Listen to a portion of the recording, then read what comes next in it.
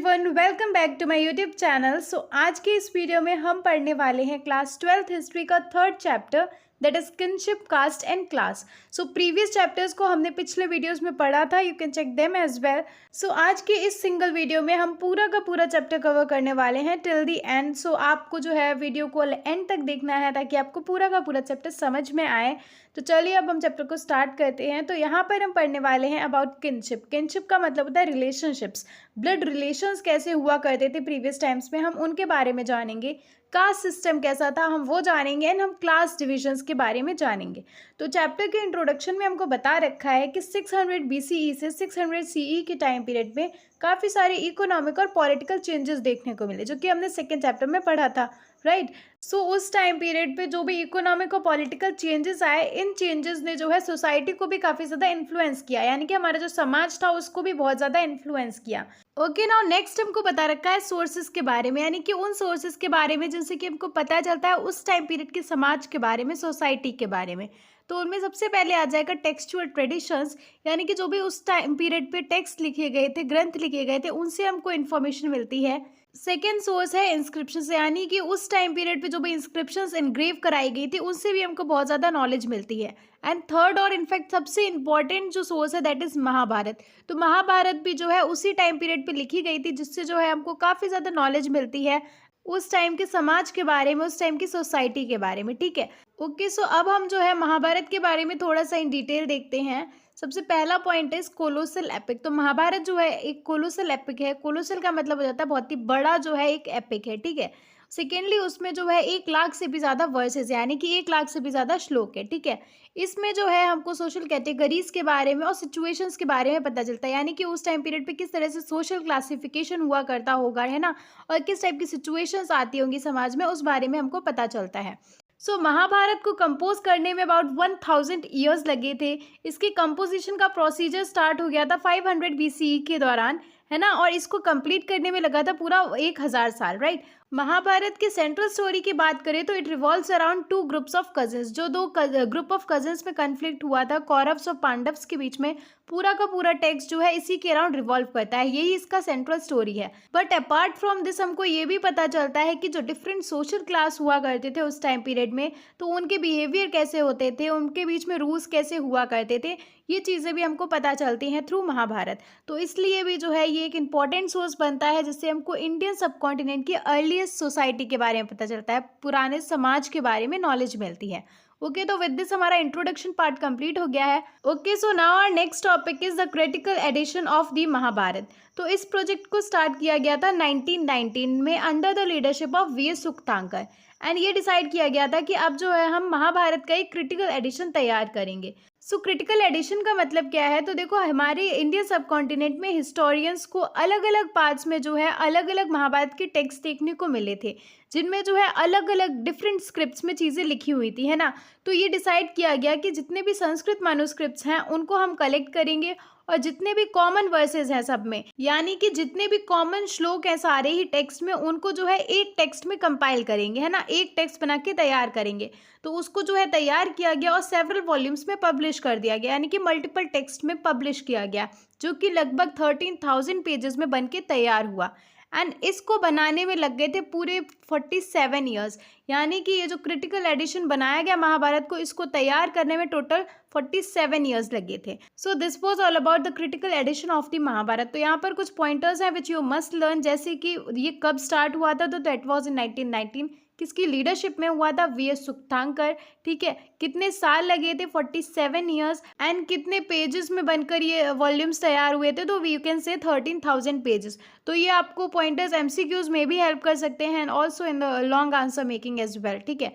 So do learn them. चलिए अब हम देखते हैं हमारे next topic, that is kinship and marriage, many rules and varied practices. तो यहाँ पर हम जो है किनशिप के बारे में जानेंगे। किनशिप यानी कि रिलेशनशिप्स कैसी हुआ करती थी पुराने समाज में, है ना, किस तरह की रिश्तेदारी हुआ करती थी। मैरिजेस के बारे में हम जानेंगे। उसके अलावा हम देखेंगे क्या रूल्स हुआ करते थे फैमिली से रिलेटेड, मैरिजेस से रिलेटेड, और किस तरह से चीज़ों को प्रैक्टिस किया जाता था। तो इस चीज़ के बारे में हम पढ़ने वाले हैं इन दिस टॉपिक। तो सबसे पहले फैमिलीज़ की बात करें तो it was part of larger network of people. तो लोगों का बड़ा सा नेटवर्क होना, दैट वॉज फैमिलीज़। अब इसको जो है टर्म दिया गया है किनफॉक। किनफॉक इसलिए दिया गया है कि एक ग्रुप ऑफ पीपल जो कि ब्लड रिलेशन रखता है ना, ब्लड रिलेशन है आपका लोगों से, तो वो जो ग्रुप ऑफ पीपल है उसको हम फैमिली बोलते हैं, राइट। तो that is what we call kinfolk as well. तो वही वर्ड यूज किया गया है फैमिली के लिए, किनफॉक, राइट। नेक्स्ट बात करी गई है फैमिली रिलेशनशिप की, जो कि नेचुरल होती थी और ब्लड बेस्ड होती थी, यानी कि जिनसे आपका ब्लड रिलेशन है, दोज वर फैमिली रिलेशनशिप्स, ठीक है। तो हिस्टोरियंस ने लोगों के एटीट्यूड को समझा, उसको इन्वेस्टिगेट किया कि लोगों का क्या एटीट्यूड है अपनी फैमिलीज के थ्रू, है ना, किनशिप के थ्रू, एंड इस चीज़ को समझा, एनालाइज किया, एंड उसी तरह से उन्होंने जो है अंदाज़ा लगाया, आइडिया लगाया कि किस टाइप के जो है रिलेशनशिप्स हुआ करते होंगे इन द पास्ट, है ना। तो अब हमको बता रखा है द आइडियल ऑफ पैट्रिलिनी। तो पैट्रिलिनी क्या होता है, सबसे पहले ये देख लेते हैं। Patriliny means tracing descent from father to son, यानी कि आपका जो फैमिली ओरिजिन है, जो आपका वंश है, वो आप ट्रेस करते हैं अपने फादर से, है ना, फादर साइड से आप ट्रेस करते हैं, तो उसको हम बोलते हैं पैट्रिलिनी। वहीं पर मैट्रिलिनी हो जाएगा इसका अपोजिट। यहाँ पर जो है आप अपने फैमिली ओरिजिन, अपना जो वंश है वो ट्रेस कर रहे हैं मदर से। तो that's the difference between patriliny and matriliny. So उस टाइम पीरियड की सोसाइटी में हमको जो है बेसिकली पैट्रिलिनियल सोसाइटी ही देखने को मिलती है, पैट्रिलिनी को फॉलो करने वाली सोसाइटी ही हमको देखने को मिलती है। इवन टुडे ज़्यादातर एरियाज़ में जो है पैट्रिलिनी को ही फॉलो किया जाता है, राइट। और हमको जो है महाभारत में भी इसी का एग्जाम्पल देखने को मिलता है पैट्रिलिनी का, ठीक है। सो आखिर ये पैट्रिलिनी के अंडर होता क्या है, तो देखो फादर के जितने भी रिसोर्सेज होते हैं, जो भी प्रॉपर्टी है, जो भी चीज़ें हैं, वो जो है बेटे को मिल जाती हैं। एंड उसके अलावा अगर कोई फादर जो है राजा है, किंग है, राइट, तो उसका जो थ्रोन होगा, उसका जो सिंहासन होगा, राजगद्दी होगी, वो भी उसके बेटे को मिलेगी। तो ये होता है पैट्रिलिनी के अंडर। बट स्टिल हमको कुछ केसेस में एक्सेप्शंस देखने को मिलते हैं, जैसे कि किसी का जो है बेटा नहीं है, तो ऐसे केस में चीज़ें जो है ब्रदर को मिल जाएंगी, भाई को मिल जाएंगी, या फिर कोई ब्लड रिलेशन में है उसको मिल जाएंगी। एंड बहुत ही रेयर केस में ऐसा हुआ है कि डॉटर्स को भी पावर एक्सरसाइज करने को मिल जाती है, जैसे कि प्रभावती गुप्ता को पावर मिली थी, राइट। तो ये बहुत ही एक्सेप्शनल केसेस होते हैं, वरना ओवरऑल जो सीन था वो यही था कि पैट्रिलिनी को फॉलो किया जाता था। जो भी फादर्स हैं उनका सारी चीज़ें जो है सन को मिलती थी, बेटे को मिलती थी। Okay, so now our next topic is rules of marriage. तो इस टॉपिक में हम बात करने वाले हैं किस टाइप की मैरिजेस हुआ करती थी, क्या रूल्स रहते थे मैरिज से रिलेटेड, वो हम देखेंगे। तो यहाँ पर हमको 4 तरह की मैरिजेस के बारे में बता रखा है। First is endogamy, that is marriage with in a unit, यानी कि ये उस तरह की शादी होती थी जिसमें आपको अपने कास्ट के लोगों में, अपने ग्रुप में जो है शादी करनी होती थी, ठीक है। सेकेंड टाइप इज एक्सोगैमी, तो इसमें जो है आप अपने ग्रुप में, अपने कास्ट में, अपने फैमिलीज में शादी नहीं कर सकते, आपको जो है दूसरे यूनिट में शादी करनी है, आउटसाइड द यूनिट, ठीक है। थर्ड टाइप इज पॉलीगैमी, तो ये पॉलीगैमी का मतलब ये हो जाता है किसी आदमी की जो है कई सारी बीवियां हैं, सिंगल बीवी ना होके कई सारी बीवियां हैं, तो that is polygamy. And polyandry का मतलब होता है जहाँ पर वुमेन के सेवरल हस्बैंड्स हैं, राइट। तो these are 4 types of marriages. अब हम देखते हैं रोल ऑफ डॉटर्स, यानी कि उस टाइम पीरियड पे डॉटर्स के क्या रोल हुआ करता था। तो सबसे पहली चीज़ कि they have no claims over fathers resources, यानी कि फादर के जो भी रिसोर्सेज हैं, प्रॉपर्टी है, चीज़ें हैं, उन पे डॉटर्स का कोई भी हक नहीं होता था, ठीक है। सेकेंड चीज़ ये थी कि marrying them into families outside the किन, यानी कि जैसे ही ये डॉटर्स की एज हो जाती है शादी वाली, उनकी जो है शादी कर दी जाती थी आउटसाइड द किन, यानी कि उस टाइम पर जो है एक्सोगैमी ज़्यादा प्रिवेल्ड था, राइट। एक्सोगैमी का मतलब ये होता है ना कि आउटसाइड ए यूनिट, तो यही टाइप का जो है प्रोसीजर चलता था उस टाइम पीरियड पे। तीसरी चीज़ ये है कि कन्यादान एक रिचुअल होता था जिसको कि फादर की रिलीजियस ड्यूटी मानी जाती थी, जो कि इवन अभी भी प्रिवेल करता है, ठीक है ना। तो कन्यादान जो है एक फादर की रिलीजियस ड्यूटी मानी जाती थी। एंड 500 BCE के दौरान कुछ संस्कृत टेक्स्ट को कंपाइल किया गया था ब्राह्मण्स के द्वारा, जिनको कि धर्मसूत्र और धर्मशास्त्र कहा गया है, राइट। तो इनमें जो है 8 टाइप्स ऑफ मैरिजेस को कंसिडर किया गया है, रिकॉग्नाइज किया गया है, जिनमें से जो 4 तरह की मैरिजेस थी दोज वर कंसिडर्ड गुड। उसके अलावा जो बचे हुए 4 मैरिजेस थी उनको जो है कंडेम कर दिया गया था, यानी कि उनको जो है एक्सेप्ट नहीं किया जाता था सोसाइटी में, ठीक है। तो our next topic is the gotra of women. यहाँ पर बात करी गई है गोत्र के बारे में, यानी कि उस टाइम पीरियड की जो सोसाइटी थी उसको जो है गोत्र के बेसिस पर भी क्लासिफाई किया गया था। तो हर एक गोत्र का नाम जो है एक वैदिक सीर के नाम पर रखा गया है, यानी कि वैदिक ऋषि के नाम पर रखा गया है। एंड संस्कृत टेक्स्ट से हमको जो है 2 रूल्स पता चलते हैं गोत्र के बारे में, जिसमें कि पहला रूल ये है कि women give up their fathers gotra after marriage, यानी कि जो वुमेन्स होती थी उनको अपने फादर का गोत्र गिव अप कर देना होता था शादी के बाद में, ठीक है। And second rule was members of same गोत्र कुड नॉट मैरी, यानी कि सेम गोत्र के जो लोग होते थे वो शादी नहीं कर सकते थे आपस में, ठीक है। लेकिन हमको जो है एक्सेप्शंस तो देखने को मिलता ही मिलता है। तो यहाँ पर भी एक एक्सेप्शन देखने को मिला कि जो सतवाहना डायनेस्टी के मेंबर्स थे, जो फीमेल मेंबर्स थी सतवाहना डायनेस्टी की, उन्होंने अपने फादर के गोत्र को गिव अप नहीं किया था। एंड इवन ये रूल भी ब्रेक होते हम लोगों ने देखा है सतवाहना डायनेस्टी में कि सेम जो गोत्र के लोग थे वो आपस में शादी कर लेते थे। तो Satavahana dynasty is an exception कि वो जो है इन रूल्स को एक्सेप्ट नहीं करते थे, नहीं फॉलो करते थे, ठीक है। Okay, now next sub topic is were mothers important. तो यहाँ पर बात करेगी है क्या उस टाइम पीरियड पे मदर्स का कुछ इंपॉर्टेंट रोल हुआ करता था या नहीं। तो इस चीज़ को फाइंड आउट करने के लिए, समझने के लिए हिस्टोरियंस ने जो है सतवाहना रूलर्स को ही एनालाइज किया, जानने की कोशिश करी।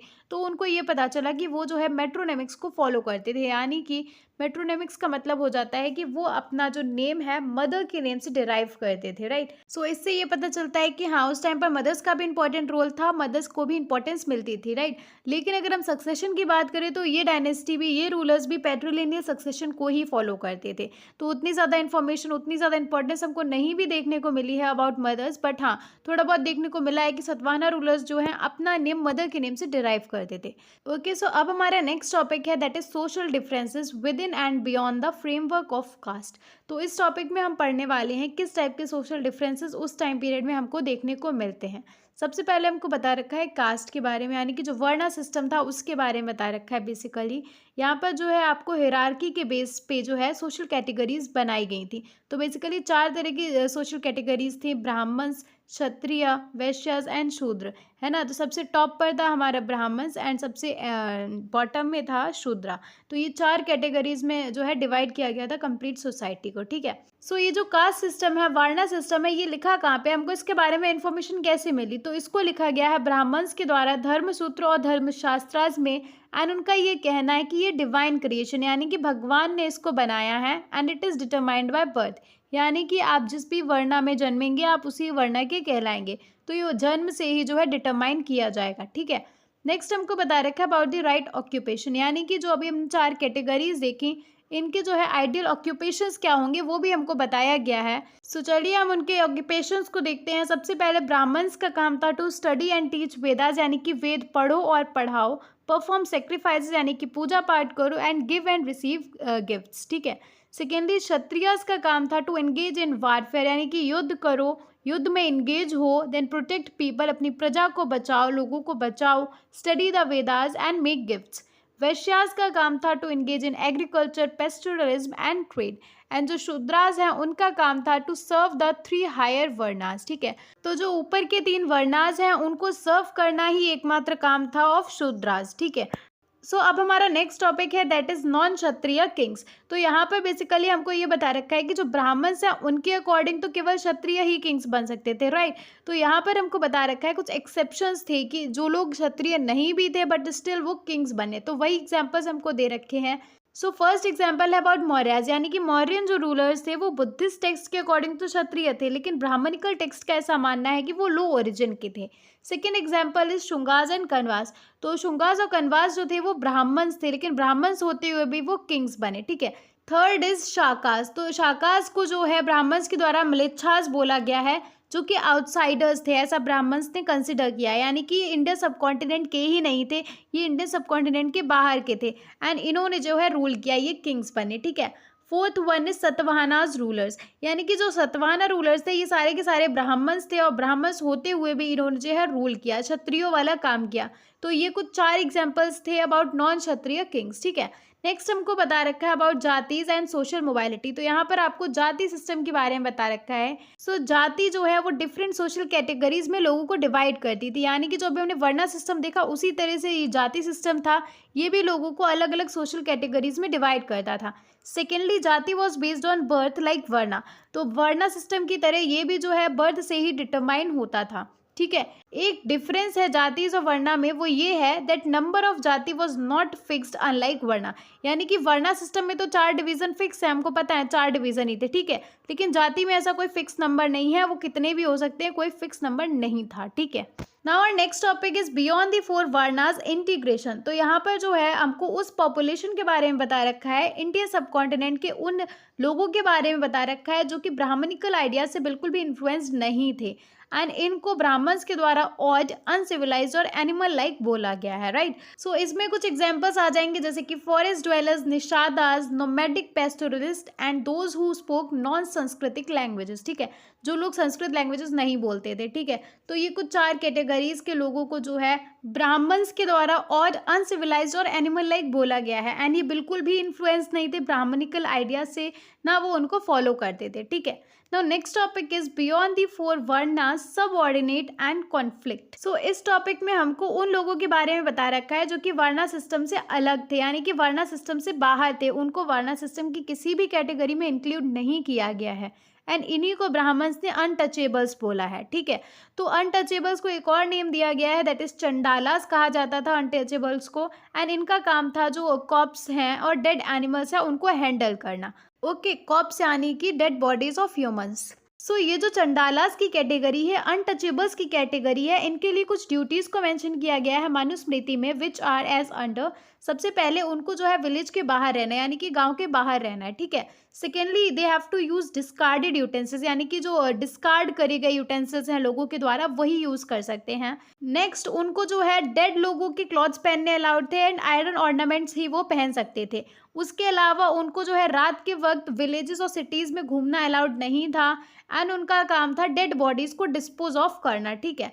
एंड ये जो अनटचेबिलिटी का एविडेंस है ये हमको फॉरेन अकाउंट्स में भी देखने को मिलता है, जैसे कि फाक्सियन एंड जुआंग जंग जो हैं चाइनीज पिलग्रिम्स थे, इनके अकाउंट्स में भी हमको जो है अनटचेबिलिटी के एविडेंसेस देखने को मिले हैं।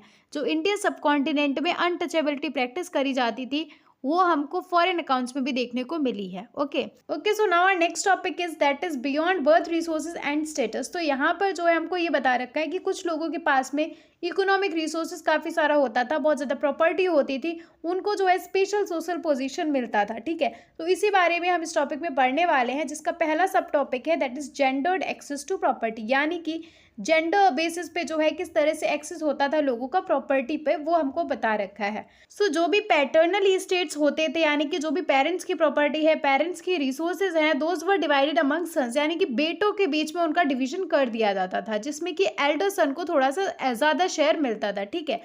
लेकिन वुमेन का कोई भी क्लेम नहीं होता था, यानी कि पेरेंट्स की प्रॉपर्टी पे, पेरेंट्स के रिसोर्सेज पे वुमेन्स का कोई भी हक नहीं होता था, कोई भी क्लेम नहीं होता था, ठीक है। लेकिन वुमेन को कुछ मिलता था, दैट वाज स्त्री धन, यानी कि वो गिफ्ट्स, वो चीज़ें जो उस किसी भी वुमेन को उसकी शादी पर मिले हैं रिलेटिव्स के द्वारा, पेरेंट्स के द्वारा, तो वो उसका स्त्री धन होता था, एंड स्त्री धन ही जो है वो केवल और केवल वुमेन को मिलता था, इसके अलावा उसका कोई भी हक नहीं होता था प्रॉपर्टी में, राइट। हमारा नेक्स्ट सब टॉपिक है that is varna and access to property, यानी कि वर्ना के बेसिस पे, वर्ना के पैरामीटर्स पे अगर हम देखें तो किस तरह से एक्सेस होता था लोगों का प्रॉपर्टी पे, वो हमको बता रखा है। तो किन लोगों का एक्सेस रहता था प्रॉपर्टी पे, those were Brahmins, Kshatriyas and Vaishyas. तो ये जो 3 कैटेगरीज हैं इनके पास तो एक्सेस होता था प्रॉपर्टी का, लेकिन जो शूद्रास कैटेगरी है, जो बॉटम मोस्ट कैटेगरी है शूद्रास, इनके पास में कोई भी हक नहीं होता था प्रॉपर्टी का, इनके पास कोई भी एक्सेस नहीं होता था प्रॉपर्टी का, ये कोई भी प्रॉपर्टी नहीं रख सकते थे, ठीक है। इनका केवल और केवल यही काम था कि जो ऊपर की 3 कैटेगरीज हैं उनको सर्व करो, बस। इनके पास में कोई प्रॉपर्टी नहीं होगी, कुछ नहीं होगा, बस आप सर्व करिए ऊपर वालों को, ठीक है। Okay, so now our next topic is that is handling text, historians and the Mahabharata. तो यहाँ पर आपको महाभारत के एग्जाम्पल से ये बता रखा है कि किस तरह से हिस्टोरियंस ने जो है किसी भी टेक्स्ट को समझा, किसी भी टेक्स्ट को एनालाइज किया, क्या उनके स्टेप्स रहे जिससे उन्होंने उसको समझा, ठीक है।